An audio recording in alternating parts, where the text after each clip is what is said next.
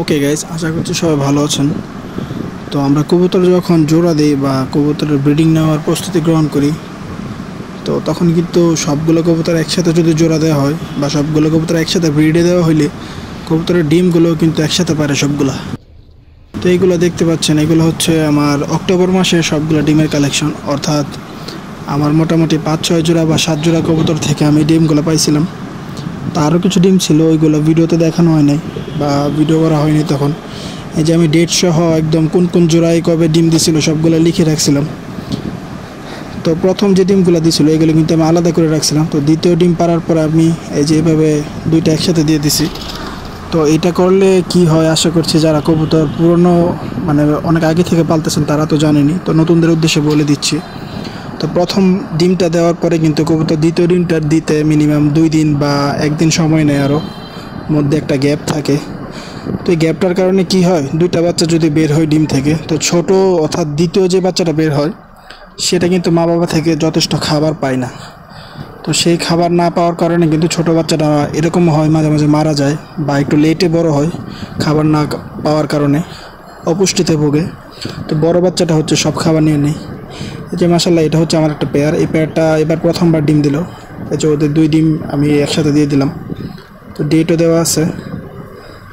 তো সবগুলো এইভাবেই আমি আলাদা করে রাখি, প্রথম ডিম দেওয়ার পরে দ্বিতীয় ডিম দেওয়ার পরে একসাথে করে দিই। তো এটা দিলে এটাই সুবিধা যে বাচ্চাগুলা আপনার এক সাইজে বড় হবে। এবং যারা এটা নিয়ে প্রথমবার কবুতর পালতেছেন, টেনশনে আছেন, টেনশনের কিছু কারণ নেই। আপনি একটা কবুতরের ডিম মিনিমাম 3 থেকে 5 দিন আলাদা করে রাখতে পারবেন। যদি আপনি নর্মালি মানে এরকম কোনো জায়গায় রাখেন যেখানে হয়তো বেশি তাপ নাই বা বেশি ঠান্ডা নাই। তো এটা হচ্ছে আমার একটা পেয়ার। এই পেয়ারটা একটা ডিম দিছে, তো আরেকটা পেয়ারও একটা ডিম দিছে। ওই পেয়ারটা ওই ডিমটা সহ 2টা ডিম আমি এটা নিচে দিয়ে দেবো। কারণ এটা হচ্ছে মাশাআল্লাহ আমার এরকম একটা পেয়ার। সবাই মাশাআল্লাহ বলুন প্লিজ, কারণ ভালো জিনিস দেখলে মাশাআল্লাহ বলতে হয়। এই পেয়ারটা আলহামদুলিল্লাহ অনেকটা বাঞ্জা টাইপ, এরা ডিমও পারে এবং অন্য ডিম যদি দিয়ে দিই তাহলে অন্য ডিম বাচ্চাও ফোটাই দেয়। তো আমি 2বার বাচ্চা ফোটাইছি, কিন্তু আনফর্চুনেটলি একটা জিনিস মানে একটু দুঃখের বিষয় যেটা আমি দেখতে পেয়েছি যে এই জোড়াটা হচ্ছে ডিম থেকে বাচ্চা ফোটাইলেও বাচ্চাকে খাওয়াইতে পারে না। অর্থাৎ কবুতর কিন্তু প্রথম 5 থেকে 7 দিন একটা ক্রপ মিল্ক খাওয়াইতে হয়, যেটা হচ্ছে তারা খাবারের যেই মানে যে পুষ্টিটা থাকে ওইটাই আর কি ওদের পেট থেকে আবার বের করে খাওয়ায়। তো একদম খাবার যেটা মুখে নিয়ে খাওয়ায় ওইটা কিন্তু না।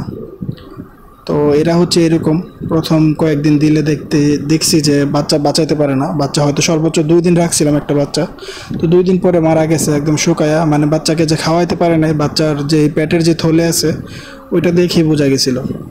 তো এই যে এটা দিয়ে দিছি, এখন মাদিটা কিন্তু ডিমে চলে গেছে। আর এইটা হচ্ছে আমার একটা পেয়ার।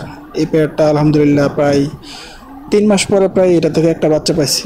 এর আগের যে বাচ্চা দিয়েছিল ওই ডিমগুলো নষ্ট হয়ে গেছিলো, যদিও আমি এত একটা সময় দিতে পারিনি কিছুদিন।